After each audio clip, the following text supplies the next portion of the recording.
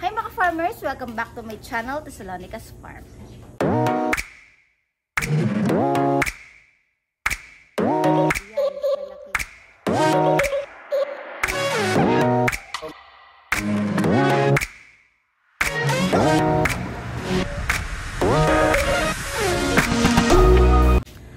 Farmers, yan, good day sa inyong lahat. For today's video, so nandito ngayon ako sa bahay at mag-update ako sa inyo sa ongoing breeding area ko or sa mga binibreeding natin ng mga manok, panabong, manok panglahi, tapos mga Rhode Island Red, Rhode Island White, and as well as the Kelso. So mapapakita ko sa inyo later. At magpapatuka rin tayo kasi hapon ngayon, so makikita ninyo yung mga inaalagaan kong mga pambreeding kong mga manok dito. So, pati yung mga incubator natin, so ipapakita ko sa inyo at i-update ko kasi matagal rin ako hindi nakapag-update ng video about dito.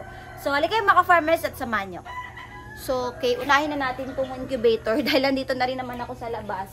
So, hindi ko pa nalilipat yung mga incubator ko sa kabila sa storage area natin kasi wala pa po dun kuryente dun sa pinagawa kong breeding house ko. Wala pa po kong kuryente doon. So, ito yung, meron tayo ditong ginawang incubator na gawa lang siya sa ref na nabili lang namin din sa junk shop. So, nanood din kasi kami ng mga videos about sa paggawa na customized na incubator. At ito, pakikita ko sa inyo yung loob at kami lang nag-assemble nito, bumili kami ng mga materials. Kaya pabuksan, kami lang bumili ng mga materials nito at nagawa namin incubator. So, pakita ko sa inyo. So, yan. So, ganyan lang yung itsura niya. Scrap lang yung pinaka-refrigerator na to. So, hindi na to nagagamit. Binili natin para gawing incubator. So, yan yung fan. Nandiyan yung fan sa likod. Dalawang fan yung gamit natin. And tatlong bombilya na tag 50 watts. Tapos, mayroon din sa baba. Ayan. Isang fan. Tapos, isa ring bombilya na 50 watts. Then, kaya niyang, ayan, umopen yung ilaw. Ganyan yung itsura niya. Tapos, tray siya at marami na rin yung kayang incubate. So, mga ilang piraso to kuya kayang anuhin? 100 plus. Mga 100 plus, no? Kaya nitong i-incubate na itlog. Meron din tayo dito nilagay syempre yung tubig para sa humidity niya. Tapos, ito naman yung temperature niya para nakikita nyo kung ilan yung temperature na inyong incubator. Sa baba, ito, meron din tayong nilagay ditong ganito. Yan, para nakikita nyo rin yung temperatura. Meron po. Dalawa, ano kuya? So, lahat ng materials nito, kami lang bumili at ayan, maganda yung takbo. So, hindi pa kami nakakapagpapisa dito kasi bago pa lang itong lagay. So, titingnan natin yung percent, kung ilang percent yung mabubuhay or mapipisa natin sa itlog. So, ayan, sara mo na Kuya Pio. Ayan si Kuya Pio yung nag-ano-ano dito sa mga ano. Then, ito yung dati kong incubator. May mga laman din yan. Ito. So, marami na tayong itlog na ini-incubate. Nakalak pala. Marami na tayong mga ini-incubate na itlog ngayon, mga pangsabong, mga panglahi. So lahat yan, laging fully loaded yung ating mga itlog. So ito, nakuhanan na to ng napisaan. Ayan, kaya na lang yung natira. So ito naman yung binili ko dati na na-vlog ko rin to. So ayan, mayroon ding tubig para sa humidity niya. So ayan. So yung mga nakalagay dito mga farmer, so dinelabelan na lang namin yung mga itlog if anong klase siya. So pag mga brown eggs, mga Rhode Island Red and White, then yung mga puti dyan, so depende na sa pagbi-breeding namin ng mga manok kung anong palahi yan. So dinelabelan namin yan at kung kailan mapipisa para po alam namin kung pag naging sisiw siya, kung saan siya nanggaling. Okay, punta na tayo dun sa likod. Magpapakita ko naman sa inyo yung mga manok natin dito na ongoing na binibreeding. At ito, pakita ko sa inyo. So ayan, meron ako ditong saging galing sa aking farm. Napakatamis dito mga farmers. Kain muna ako. Okay. So may total of 3 incubators tayo dito. Meron din sa likod. So ito kuryente ito mga farmers. Naka-apply siya sa kuryente namin. So papunta ko ngayon sa likod para mapakita ko sa inyo yung mga manok naman dito.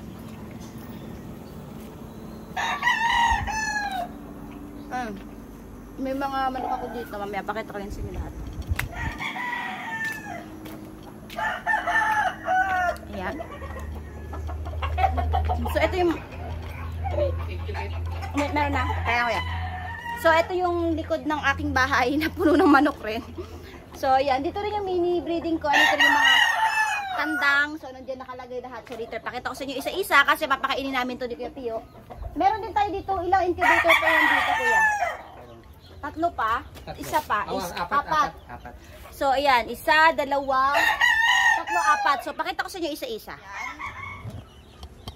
So, ito yung dalawa. So, familiar naman na kayo dito sa isang incubator ko na to dahil sa farm pa yan gamit.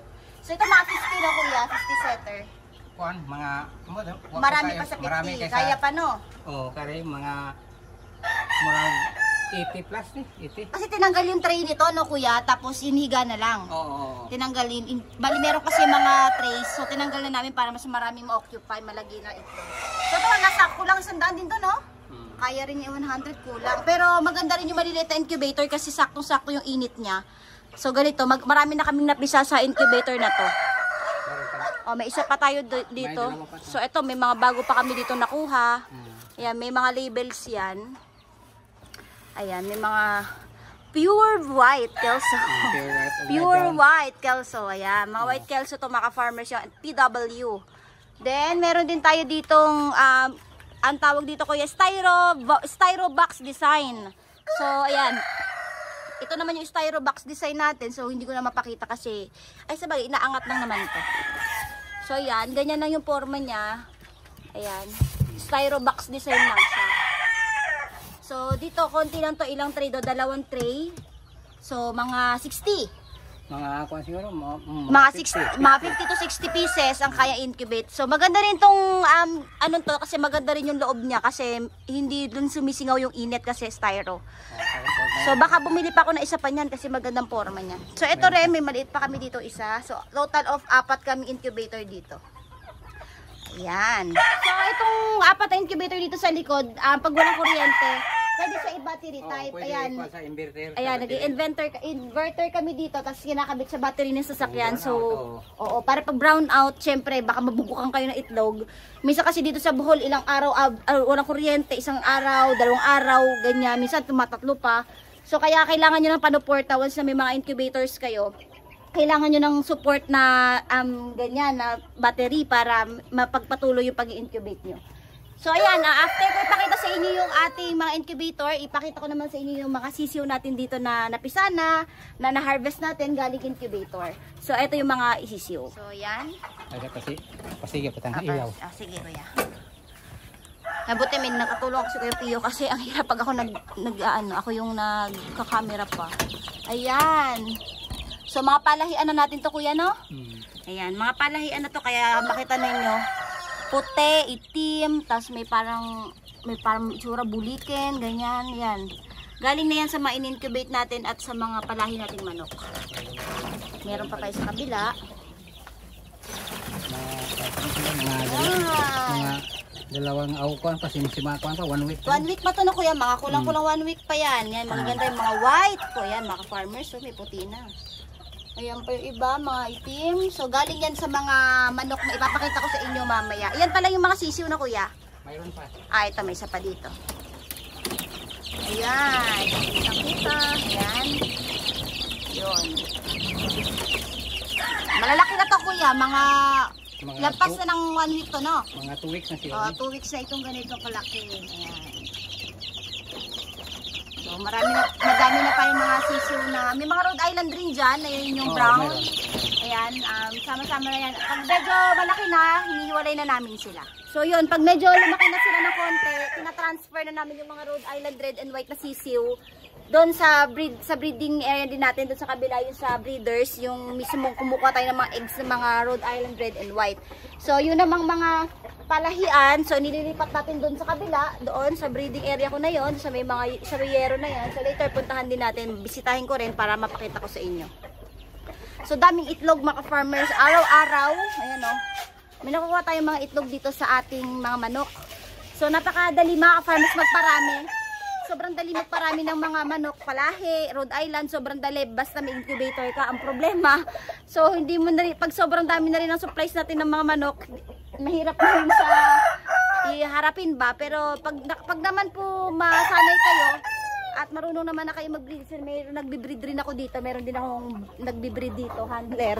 So siya yung humaharap dito. Siyempre, nakasuporta naman ako sa lahat ng kailangan. So ito yung kelso natin. Ayan, mamaya pakita ko sa inyo yung kelso. Ihuli ko na yan. So ito, papakainan na ni Kuya Pio yung mga tandang dito ko sa aking mga flying pen. So ipakita ko sa inyo isa-isa para mapakita ko sa inyo yung mga itsura ng mga binibreed ko manok dito.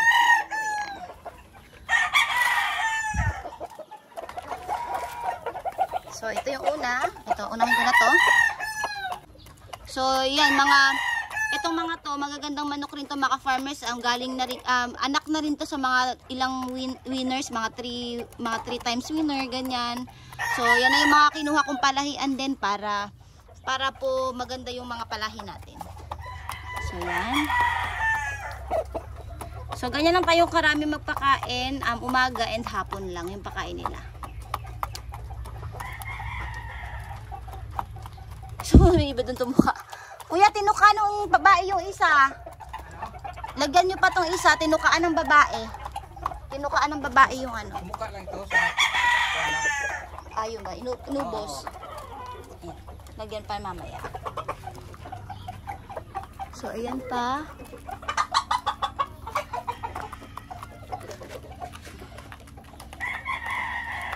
So, bawat isa sa kanila, meron silang flying pen na naka-ready.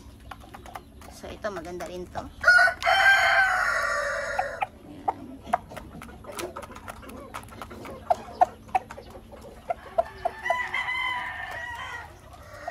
Ayan.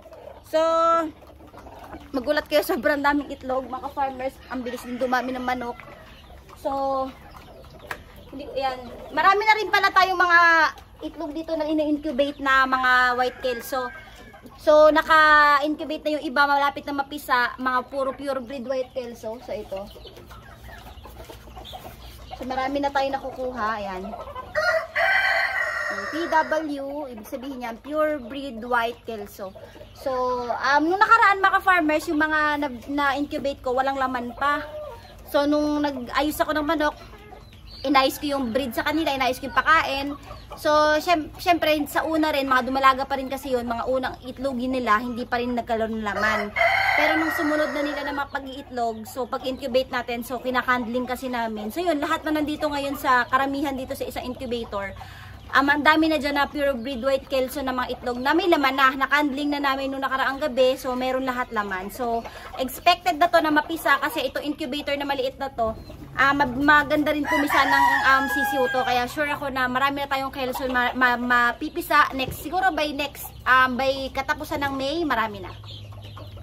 Okay. May 20. Mga May 20 na kuya, ang kelso no? Marami na rin po Pisa na. Yun, May 20 mga farmers, i-vlog ko yan pag nakapagpapisa na tayo ng pure breed white kelso na sisiw. So, syempre, sa una, aanuin yan tatansyahin niyo yung pag-itlog ng manok Kapag talaga wala talaga siyang laman, kinandling mo, bugok, ganyan. So, dapat mag-a-adjust ka sa pakain, sa vitamins. So, para maging maganda at maayos yung pag-fertile nila ng itlog. Syempre, sa vitamins, ayan, gumagamit ako sa Rhode Islands. Hindi mawawala yung mga egg 1,000 ko sa pagbibigay sa kanila ng mga vitamins. So, para pag itlog nila ay tuloy-tuloy. At maganda syempre yung iniitlog. And sa vitamins sila para patuloy na pagsigla at pagganda-gana kumain, pagbilis lumaki, at hindi lapitin ng sakit. So, gumagamit ako ng Vitamin Pro by Battlecock. So, itong dalawang to yung madalas kong gamitin po na mga solutions, na mga powder solutions para sa mga manok ko. Kahit po saan siya pwede na, manok, baboy, para sa sisiw. So, So malaking tulong talaga yung Vitamin Pro and yung Egg 1000 para sa ating mga binibreed na manok. So ngayon, ito, ipapakita ko ngayon sa inyo itong white kelso. Bago tayo pumunta doon sa breeding area ko na nandun yung mga babae, mga palahian ko na mga inahin. Papakita ko na rin, pasisilip ko rin sa inyo ngayon para ma-update ko rin sa inyo. So ito yung ating white kelso. So magkasama ngayon yung ating tandang at yung babae. So yan. So magandang-maganda yung hindi sila sobrang taba, hindi rin sobrang payat. So bintog lang yung katawan nila. So very sakto lang yung pagbibreed at pagpapakain natin sa kanila para patuloy yung pagbibigay nila ng itlog sa atin. So yung tandang, ganun din, matikas lang din yung tandang at ganda rin yung tindig. So gumagamit din ako dito sa tandang ng Vitamin Pro 357. So capsule yon. So para rin sa patuloy na pagsigla ng manok. So ito mga farmers, kunin natin yung kelso at tingnan natin kung gaano kaganda yung katawan. So ayan. So hindi siya kabigatan, hindi rin siya kagaangan, pero yung katawan, so pati pakpak, siksik na siksik yung yung katawan niya, talagang laman hindi siya taba. So maganda rin siya at lagi natin ito binavitamin. Syempre lahat ng ikagaganda ng tandang natin na ito. So lahat ng vitamins na kailangan niya, so ibinibigay natin sa white kelso para sa patuloy na pagganda ng kondisyon niya. So ito naman ay hindi panlaban mga farmers, hindi naman ito pang tahre. So ito ay palahian ko para makapag-produce tayo ng maraming mga white kelso para mai-share ko sa inyo yung mga manok na ilalabas natin. So hindi ko na rin pakita yung puti para matapos na ako. Punta na ako dun sa breeding area para mapakita ko naman sa inyo yung mga inahin natin doon. So yun mga farmers, at naka-update ako sa inyo.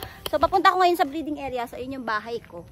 So malapit lang naman yung breeding area natin dito, which is nandun yung mga inahin natin. So dito rin ako kumukuha ng mga itlog din ng mga ini-incubate galing sa mga palahian ng mga manok na babae or inahin. So iniwalay ko na dyan. Hindi ko napakita yung sinibalang. Nakakulong yung sinibalang sa battery type kasi yung pinapalahian ko ngayon, pinapakasta ko doon sa white kelso is yung puti na babae. So hindi naman kasi sila pwedeng magsama. So minsan kapag yung sinibalang, yung dalawang sinibalang yung aking ipapakasta doon sa rooster. So tinatanggal ko naman yung white na kelso na puti na babae. Ayan mga farmers. So di ganun ang kalapit yung breeding area ko. Malapit lang sa bahay. So yan yung bongo. Then storage area.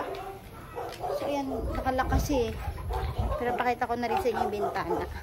So hindi pa to naaayos. Ayan. So mga storage pa lang. Kasi wala pa pong kuryente. Inaplayan ko pa ng kuryente dito sa lugar ko dito. Para magkaroon ako ng kuryente dito sa bahay, sa storage. So para naman din sa mga incubator. So ililipat ko kasi mga incubator dito. Once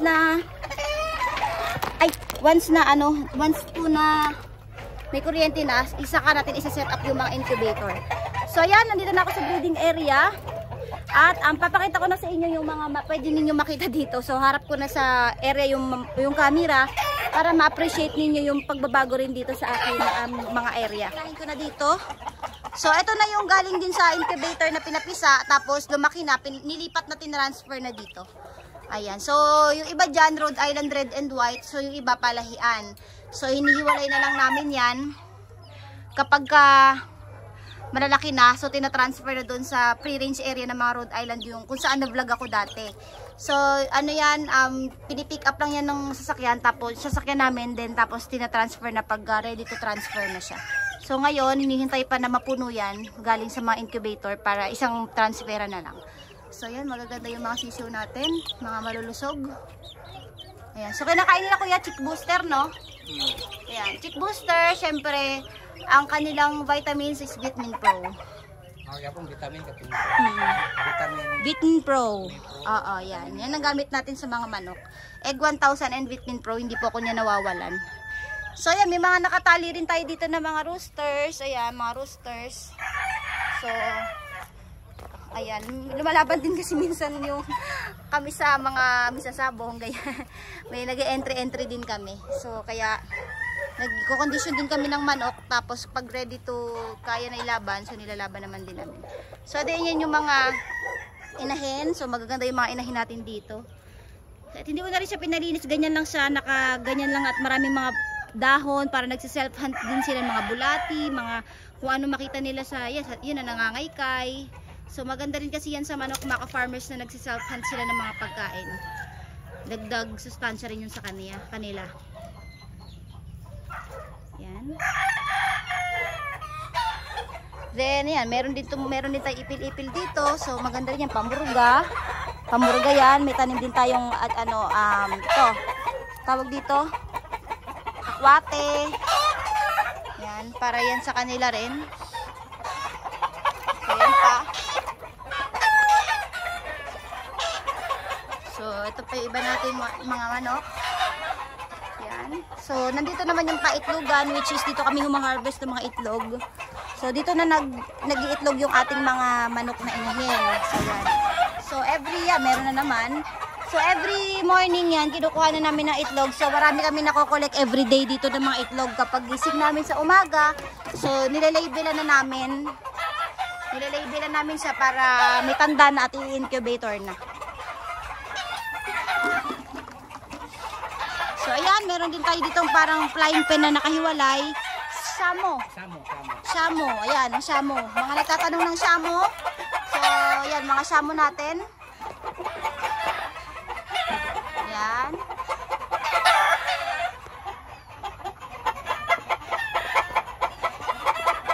Yung kabila, kuya, palahian. Palahian din mo kabila. Breeding. Oh, breeding kami. So, di ba ang dami ng manok? Compare nung una kong binlog mga ka-farmers kayo, ang dami-dami ng manok ngayon. Sisiw, inahin, tandang. So, nag-triple na yung dami. So, meron pa akong puti dito. Ayan.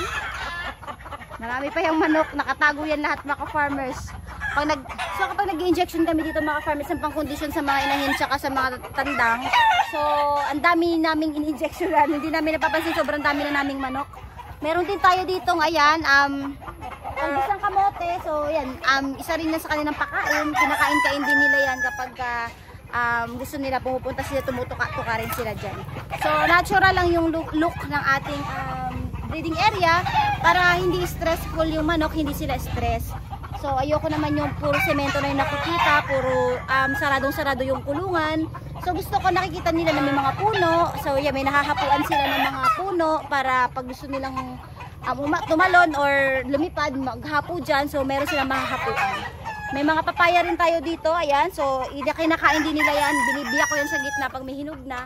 Then, ibinibigay ko rin sa mga manok. So, yan. Yun lang naman yung mga nabago ngayon dito at nadagdag. So, masaya tayo at maganda na yung takbo ng ating breeding dahil marami na tayong manok talaga. So, ito kuhanan ko. Ang dami. So, makita nyo. Sobrang daming inahin dito banda. Yan. Kaya ang dami. Ay, Diyos ko na malo. Yan, ang dami.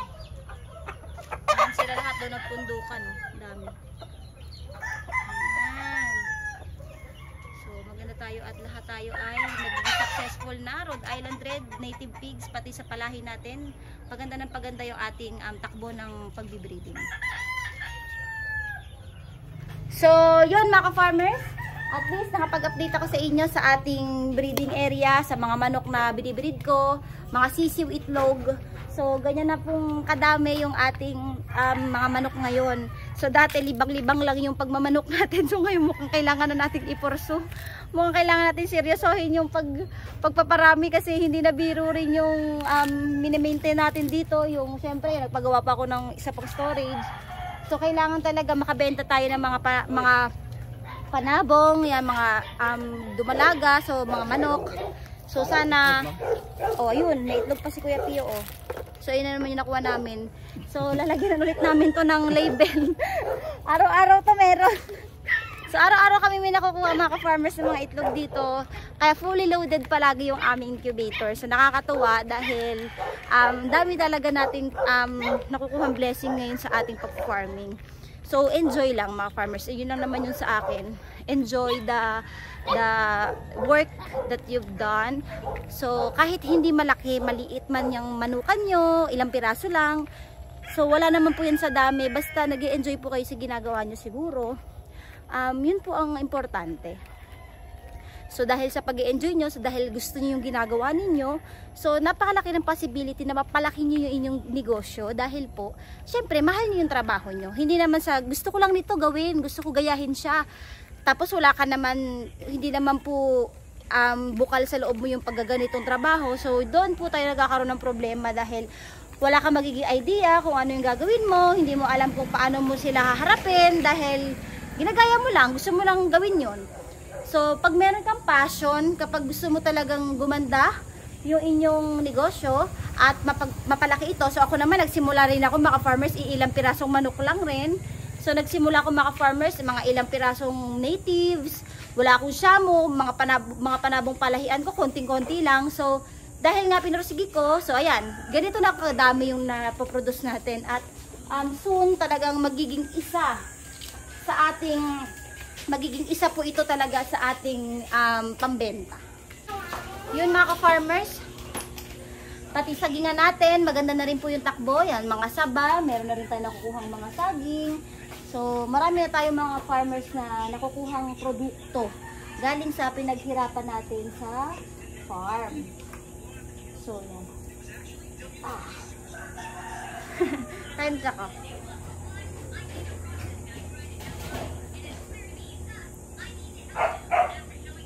So, yun yung advice ko mga farmers sa gusto magsimula.